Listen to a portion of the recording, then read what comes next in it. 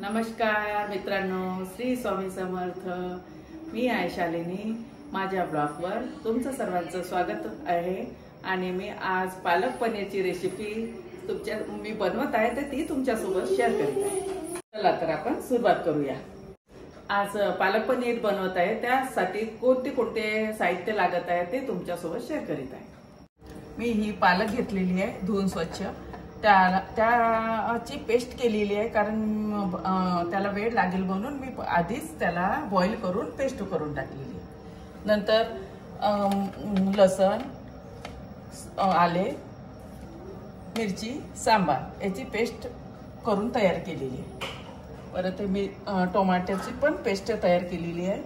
आणि आता मी साहित्य घेतलेले परत त्यासाठी खोबरं, शेंगदाणे, मोठी विलायची, जायपत्री आणि खसखस, 2 लवंगा, 1 मोठी विलायची आणि कलमी आणि 2 तेजपान, कांदा लसूण मसाला, कस्तुरी मेथी आणि हळद, तिखट हे तर साहित्य आहे।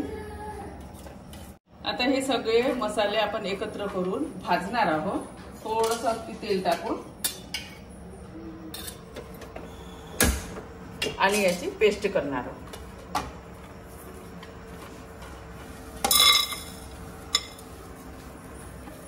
तसंच खोबरं किस पण टाकणार।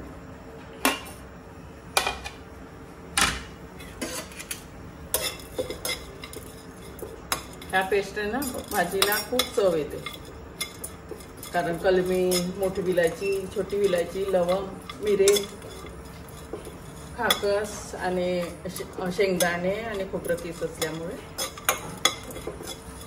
हे हलकं भाजून घ्यायचं। आणि याची चला मग मी आता पेस्ट बनवते याची।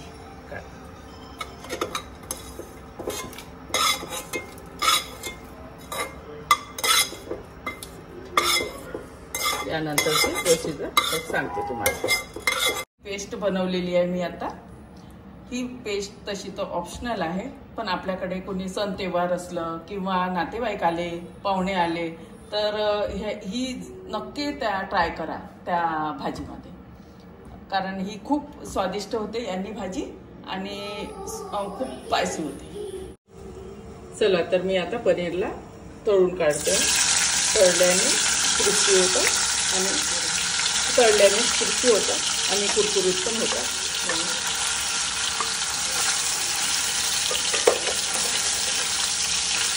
मध्ये पण खायला खूप छान वाटते हे तळलेले पनीर। हे पनीर तळून काढलेले आहे। आता चला भाजीला सुरुवात करू, भाजी करायला सुरुवात करू। जिरे, मोहरी, नंतर टाकूया तेजपत्ता,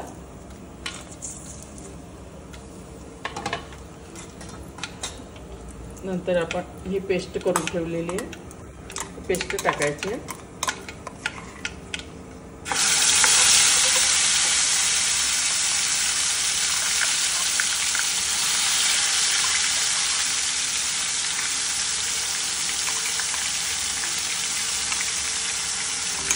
नंतर लसूण जिरा पेस्ट टाकायची आहे।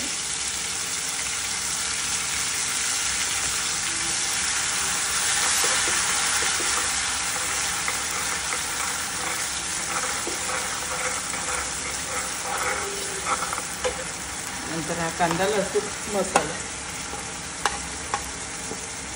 कस्तुरी मेथी हलवायचं कमी आचेवर। आता मी हळद टाकत आहे, धने पावडर टाकत आहे आणि साधा मसाला टाकत आहे थोडा, अर्धा चम्मच, 2-3 चम्मच तिखट टाकत आहे, लाल मिरची हलवायचं।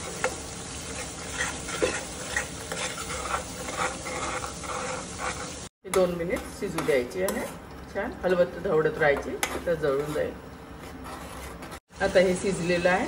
आजूबाजूला बघा तेल सुटलेलं आहे, मसाल्याने तेल सोडलेलं आहे। आता आपण पालकची पेस्ट टाकायची आहे यामध्ये।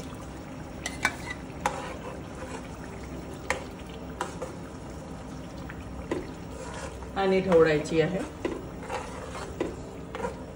ही 2 मिनिट शिजू द्यायची आहे। तुकडे टाकून द्यायचे याच्यामध्ये, त्याला मिक्स करून 2 मिनिट शिजू द्यायचे। त्याचं टेक्स्चर बघा किती छान आलेलं आता।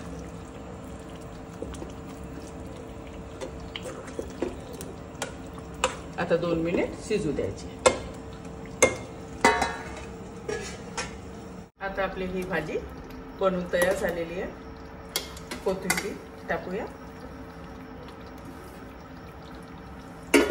गॅस बंद करूया आणि गरमागरम सर्व करू।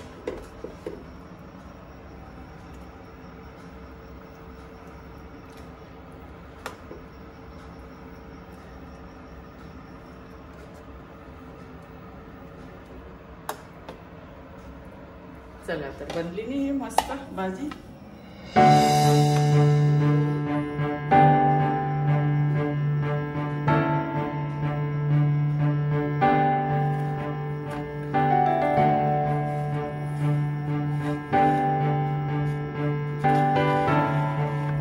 रेसिपी नक्की ट्राय करून बघा आणि आवडली असेल तर कमेंट सेक्शन मध्ये कळवा आणि लाईक करा, शेअर करा माझ्या व्हिडिओला आणि सबस्क्राइब करा। नमस्कार।